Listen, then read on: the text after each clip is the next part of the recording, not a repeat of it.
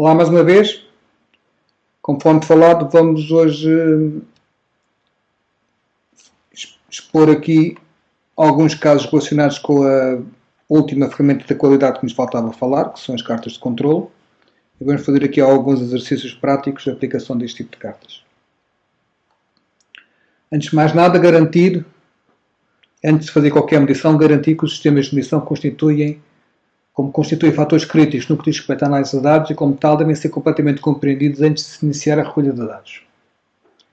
Okay? Quando esses sistemas não têm controle estatístico, a sua própria variação constitui uma parte substancial da variação total dos processos, tal situação irá contribuir para a tomada de decisões incorretas. Para efeitos de aplicação da SPC, deve-se garantir que esses sistemas são sob controle e não constituem uma parte substancial da variação do processo. Isto quer dizer o quê? Já tinha falado disto no módulo anterior, sobre sistemas de medição. Antes de medir o que quer que seja, antes de estar a recolher dados e medir peças ou medir informações do que quer que seja, eu tenho que garantir que o meu sistema de medição vai produzir resultados fiáveis e não que o próprio sistema de medição é uma fonte de variação daquilo que eu vou estar a medir. Okay? Mais dúvidas, consultar o manual do IAG 4ª edição. Isto também vem descrito no enquadramento normativo da IATF 16949. Identificação de técnicas estatísticas. Devem ser determinadas técnicas estatísticas apropriadas para cada processo durante o planeamento avançado da qualidade e incluídas no plano de controle. Okay? Portanto, todas as técnicas estatísticas dos fatores que eu vou estar a avaliar têm que estar incluídas no plano de controle e depois, de acordo com a informação também da 16949, o ponto 913, os conceitos básicos de estatísticas. Os conceitos básicos de estatísticas tais como a variação, controle e capacidade dos processos e sobreajustamento devem ser entendidos e utilizados através da organização. E essa estabilidade, então, é determinada aqui, muitas vezes, através das cartas de controle. O que é que são, então, cartas de controle? Muito rapidamente, gráficos com limites de controle superior e inferior, nos quais são registados valores de uma medição estatística obtidos a partir de uma amostra ou de um subgrupo. Tem também uma linha central, de modo a permitir a detecção de uma determinada tendência e permite distinguir entre variações resultantes de causas comuns e resultantes de causas especiais. Também já tínhamos falado sobre este tema. Representa então a estabilidade ou instabilidade de um determinado processo.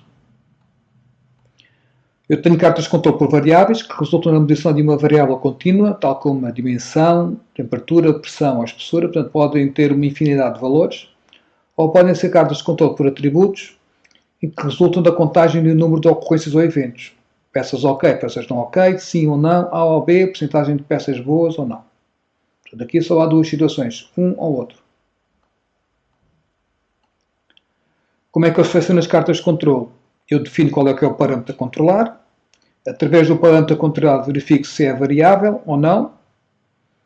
Qual é o tamanho da amostra que eu vou estar a recolher. E depois, consoante o tamanho da amostra, vou escolher as minhas cartas. No caso, se uma amostra com uma peça, são as cartas X/RM, são as médias móveis. Entre 3 a 5 peças, as cartas X/R. De 5 a mais que 10 peças, são as X/S, em que o S é o desvio padrão. Este aqui é o desvio padrão e este aqui é o range, que é a amplitude.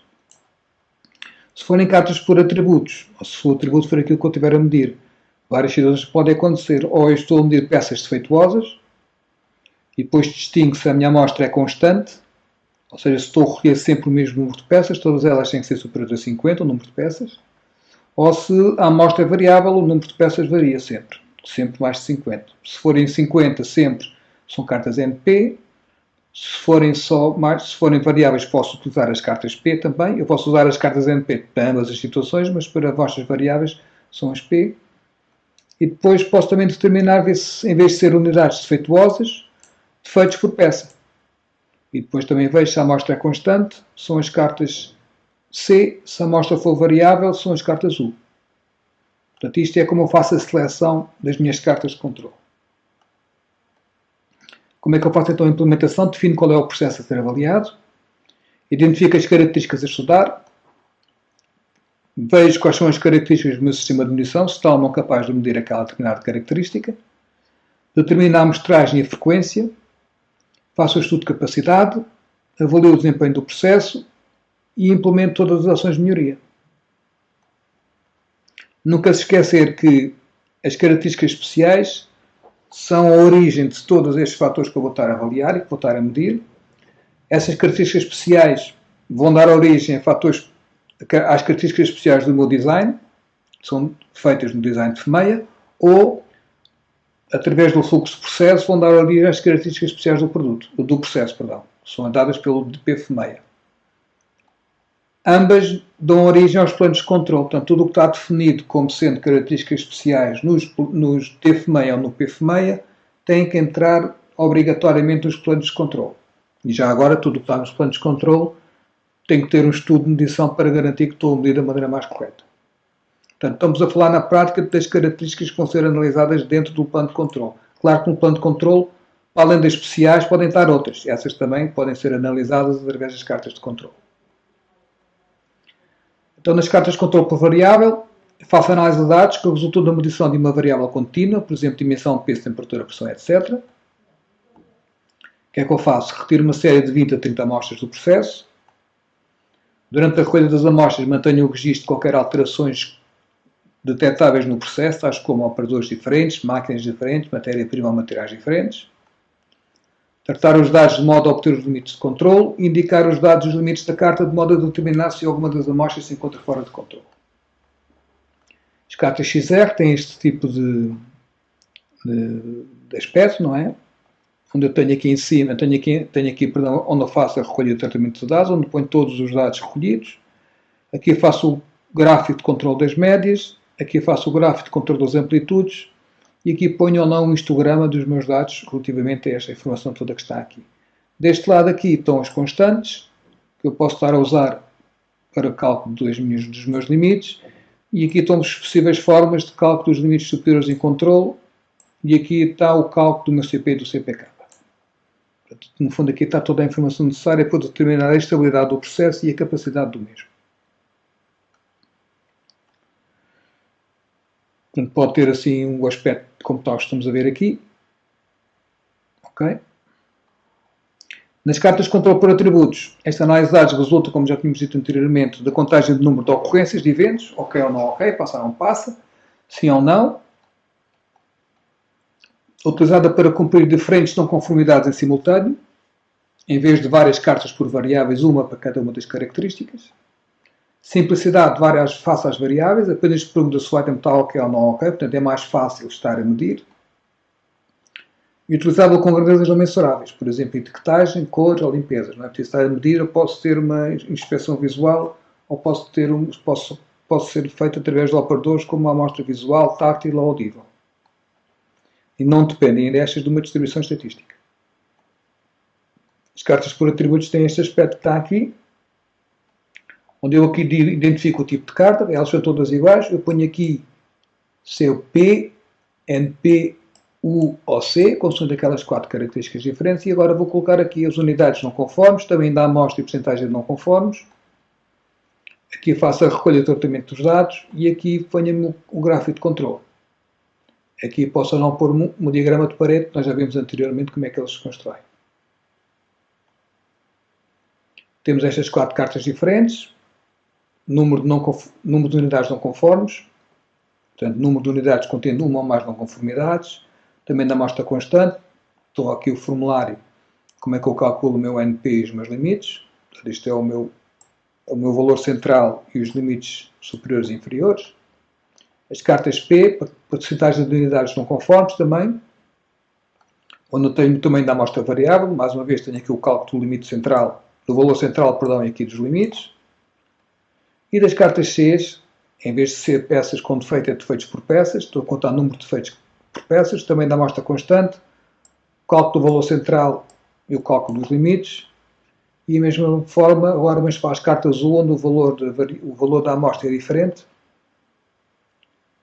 onde tenho mais do que uma não conformidade, porque estou a falar do número de não conformidades por unidade, onde mais uma vez tenho aqui o valor central e aqui os meus limites superiores e inferiores.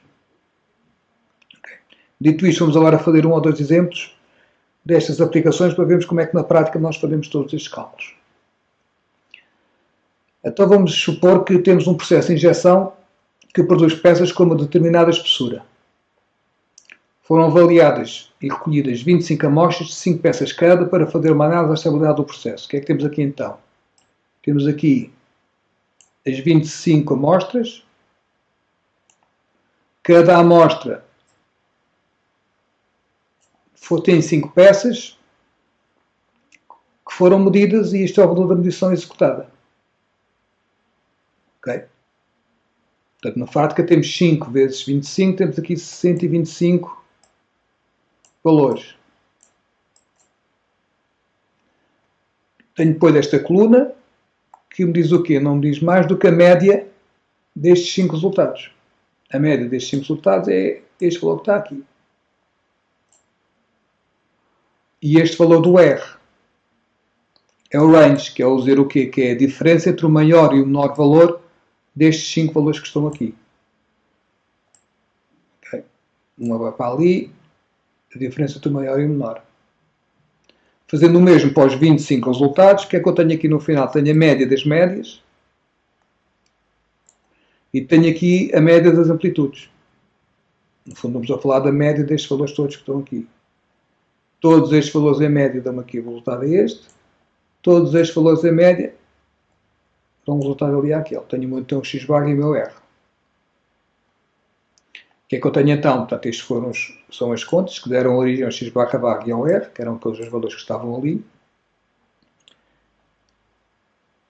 O meu limite superior de controle, o upper control limit, há de ser igual a este valor, que é 1,56, mais A2 vezes o R.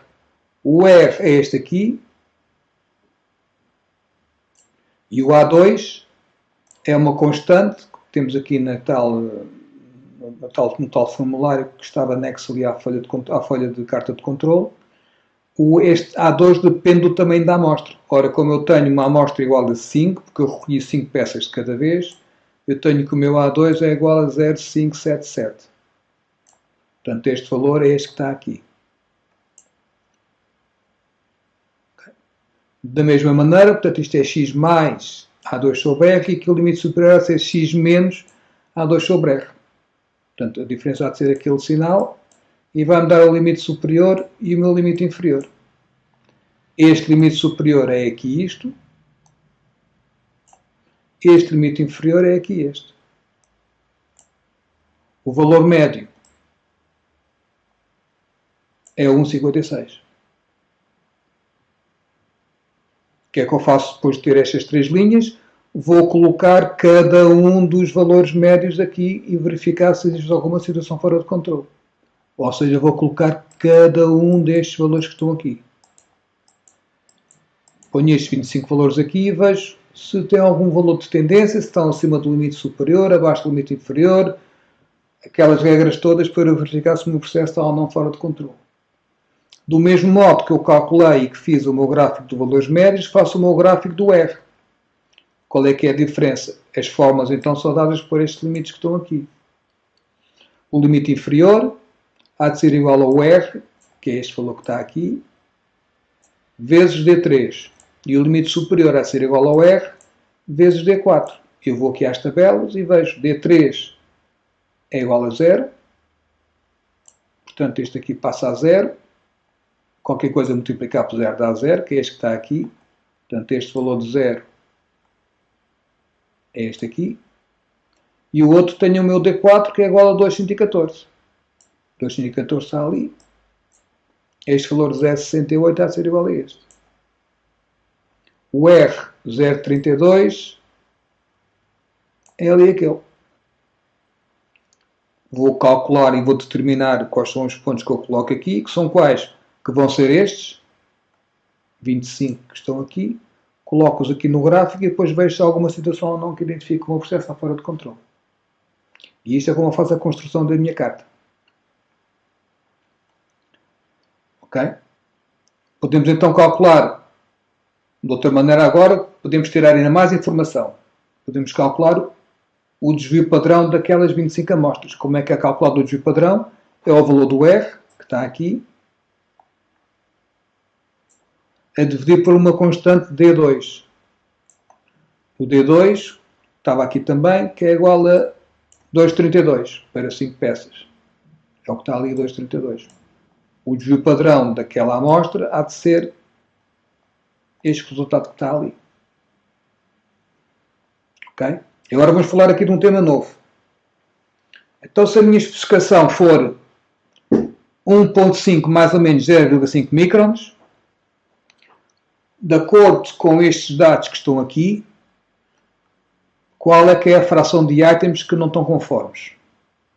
Ora, admitindo que estamos a falar de uma distribuição normal, eu quero saber qual é que é a porcentagem de peças. Portanto, se eu tiver isto de 1.5 mais ou menos 0,5, quer dizer que eu tenho os meus limites de controle, que vai ser aqui, portanto, isto é 1.5, aqui há de ser 2 e aqui há de ser 1. Como é mais ou menos 0,5, este intervalo tem meio para cada lado. Portanto, eu quero saber qual é a porcentagem de peças que são inferiores a 1, que estão aqui, e as peças que são superiores a 2, que estão aqui. Ou seja, com aquela observação, quais são a quantidade de peças não conformes. O que é que eu faço simplesmente? Aplico aqui esta transformação, ponho aqui o valor de 1, neste caso é o 1, porque é este valor aqui. 1 menos o valor médio, lembram-se que era 1,5056, que era este que estava aqui, 1,5056, a dividir pelo desvio padrão.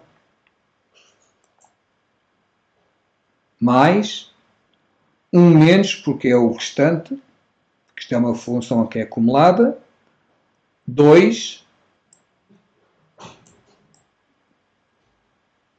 e aqui continua a ser a mesma, o valor médio e o desvio padrão.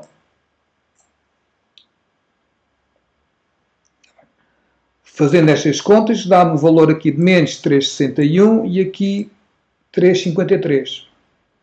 E agora como é que eu verifico esta informação que está aqui? Vamos focar-nos neste 3,61. O 361 eu vou a uma tabela que existe, ou o próprio Excel faz isto, mas existem tabelas, eu não posso verificar tabelas de distribuição normal, onde eu ponho o valor de menos 361, eu tenho aqui uma tabela, espero que seja visível ou não. O que é que eu vou ver? Que tabela é esta? Esta é a tabela dos Zs, tem aqui um Z, onde aqui neste eixo vertical os valores variam entre 0.0 e 3.9, e tem só até às décimas. Aqui em cima tem as centésimas, tem mais uma casa decimal. Portanto, aqui vai do 0 ao 3.9 e aqui vai do 0 ao menos 3.9, caso os valores sejam negativos. Portanto, o que é que eu faço então? Venho aqui e vejo 3,61. Vamos cortar por aqui, que é para não ter mais casas decimais. Ora, menos 3,61. Eu venho aqui e vou ver onde é que está o menos 3,61. Há menos 3,6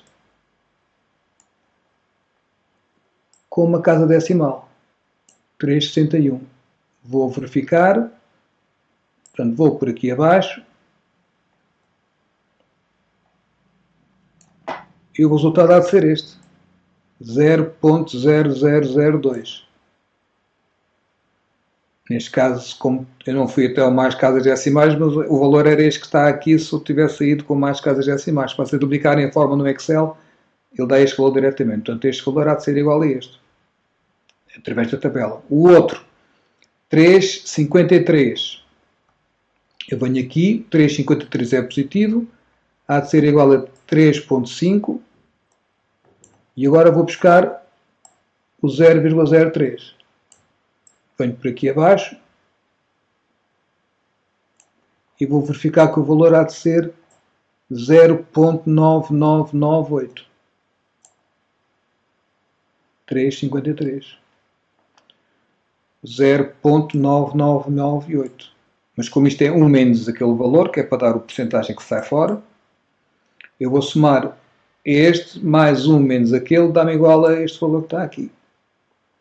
Isto quer dizer o quê? Que aquele processo em que eu tive a retirar estas 25 amostras de 5 peças cada, de acordo com a informação, vai produzir 0,035 de peças não ok, ou seja, 350 ppm. Estes são os valores separados de items fabricados fora da especificação se o processo se mantiver normal. Okay? Posso também calcular a capacidade do processo. No fundo é dizer o quê? Que é o meu CP, que é o limite superior de especificação, menos o limite inferior, a dividir por 6 vezes o desvio padrão. 1.192. Outro indicador que eu também posso calcular é a percentagem da tolerância que está a ser consumida pela variação do processo. É a fórmula inversa do meu CP, no fundo é fazer 1 a dividir pelo CP vezes 100. Dá-me igual a 83,89. Isto quer dizer o quê? Que cerca de 80, só com a variação do processo, estou a consumir 84% da tolerância de especificação do meu cliente. Okay? Este valor, quanto menor, melhor, como é evidente. Ok? Vamos passar agora ao próximo exercício. Eu agora aqui tenho as cartas de controle por atributos, onde foram recolhidas 30 amostras de 50 peças cada. Foram inspecionadas e registradas na seguinte tabela todas aquelas que tinham uma ou mais não conformidades. Portanto, estamos a falar de peças não conformes com uma ou mais não conformidades. O que é que está aqui? Foram 30 amostras, são estas, não é? Começa no 1 e acaba no 30. Este foi o número de não conformidades encontradas em cada 50 peças. Portanto, eu medi 50 peças e 12 não estavam conformes. Equivale a uma percentagem de 0,24. Na amostra número 12, das 50 peças, 6 não estavam conformes, equivalia a uma amostra de 0,12, ou seja, 12% de peças não conformes. E assim sucessivamente até chegar à amostra número 30. A primeira coisa a fazer é somar os valores todos das não conformidades. Okay? E aqui fazer a média de todos estes 30 valores que estão por aqui fora. A média disto tudo dá 0,2313. Okay? Portanto, muito simples. O que é que eu faço então? Portanto, aqui está o cálculo dos valores, 0,2313. Aplicando a fórmula que nós já vimos anteriormente, o que é que eu determino? Este P era o 2313, que era o valor que vem daqui, não é? Que é este aqui também. Mais ou menos 3 vezes, e agora 2313, que era este que está aqui, à mesma, não é? Que multiplica 1 menos 2313. 1 menos 2313, portanto este valor que está aqui é 1 menos 0,2313. Há de ser 76,87, a dividir por ano, que é o tamanho da amostra. Como isto é mais ou menos, fazendo a conta que está aqui no meio, isto está a dar 0,2313 mais ou menos 0,1789. Portanto, este valor que está aqui, 0,2313, há de ser este aqui, que é o valor médio. E agora vou somar mais ou menos 17,89, que é o que eu estou aqui a fazer, e vai-me dar o limite superior e o limite inferior. E depois vou colocar os valores, e que valores são estes que estão aqui no meio? Estes valores que estão no meio vão ser cada um destes valores que está aqui. Os 30 valores, coloco-os aqui e verifico se há alguma situação fora de controle. Neste caso é óbvio que há aqui logo duas, não é? E depois temos que analisar se houve uma causa especial, se não houve, se sabe o que é que se passou naquela altura, se não, se o processo está mesmo fora de controle. Mas pronto, mas o objetivo aqui é perceber como é que eu construo a tabela. Por último, temos aqui um caso de uma gestão logística de uma empresa que monitoriza a entrega de material através da sua redistribuição. Os erros na entrega de material ou na documentação que o acompanha são registados numa base semanal. O que é que eu tenho então aqui? Tenho 20 medições que foram feitas, de 50 entregas, e aqui está o número de erros em cada entrega. Como podem, então, estamos a falar de os erros da entrega podem ser mais do que um tipo de erro. Podem ser erros na faturação, erros no número de cliente, erros do valor. Portanto, estamos a falar aqui de defeitos por unidades. Ao contrário do anterior, que era peças defeituosas, aqui é defeitos por peças. Portanto, eu aqui tenho o número de defeitos encontrados e aqui tenho este valor de 0,04 é o quê? É 2 a dividir por 50. Portanto, cada um destes valores dá-me de origem a um valor que está ali. Somo estes valores todos, dá-me 74. Somo estes valores todos, dá-me 48.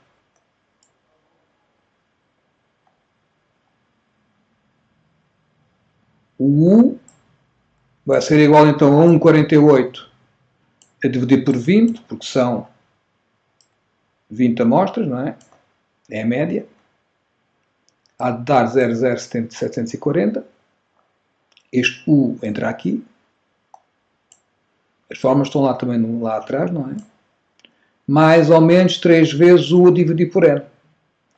O U continua a ser o 0,740 e o N até ainda amostra.